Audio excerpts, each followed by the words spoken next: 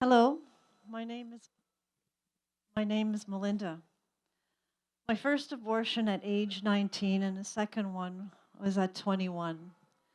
I was an unstable, uninformed, and easily influenced young woman.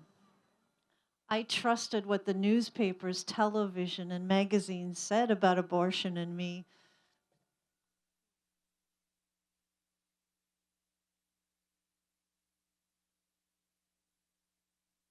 Sorry about that.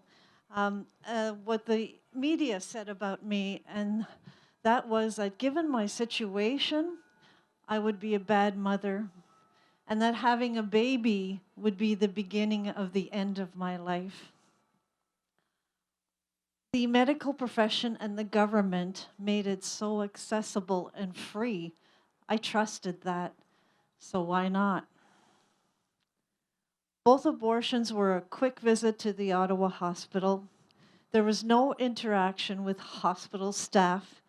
I was not told how the procedure would be done or who would do it. I was told to take off my clothes. I was put asleep. I was wakened up. And then I was told to go, that everything was over. No aftercare information was given. The first abortion was set up by my family doctor, and within a week it was done. The second one was by a nurse in my workplace, and once again, within a week, it was done. Immediately after the first abortion, I felt something was gone from my life and something was wrong. The aftermath of the second abortion left me with a greater sense of loss and also added guilt for doing it a second time. And that really confused me, you see, because here I was, this liberated woman, making a choice that would liberate me. So why did I feel so bad? From the hospital, I went home, I got high, and I started on a downward cycle of drugs and alcohol because I did not want to feel anything. I didn't want to feel bad about what I'd just done. But the funny thing is, and even more so, I didn't want to feel good about it either. What I felt was, I felt like I was a loser. My self-image continued to derail. I had done something terribly wrong, and I was determined to continue to make myself pay for it. I was always putting myself down, seeing myself fail at things before I even tried them. For years, I would catch myself wondering, what would my babies look like today if I had let them live? Yeah, that's right, let them live. Because had I done nothing, you see, I've learned that a heartbeat, a heartbeat cries out, I'm here.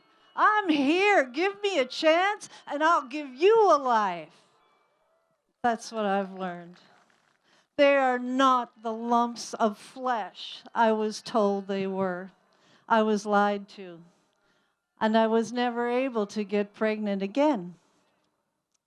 In time, I made friends, and they told me about a man who had done horrible things in his life, but he sincerely sought God, and his whole life changed. This intrigued me and encouraged me. I decided I was going to do the same. Eventually, I came to understand that God still loved me, and my life did change in amazing ways. I knew God's forgiveness, but I could not forgive myself for the two lives I had terminated. I had to take a look around and see what I had instead of what I didn't have. I had a husband who loved me, and through God's grace, we had two adopted babies who are now two amazing young adults. Thank you, God. He restored what I lost. At that point, I realized it was arrogant of me not to forgive myself when God had forgiven me over 2,000 years ago by letting his son die on the cross for what I did. So began my journey of healing. It has been over 40 years since I had the abortions, and I still regret, but I have forgiven myself, and I can see myself now through God's eyes, and I can see his grace in my life. And it's been about 4 years now that I can actually talk about the abortions. And now what I want to do is I want to help other people heal. And that is why I am silent no more. God bless.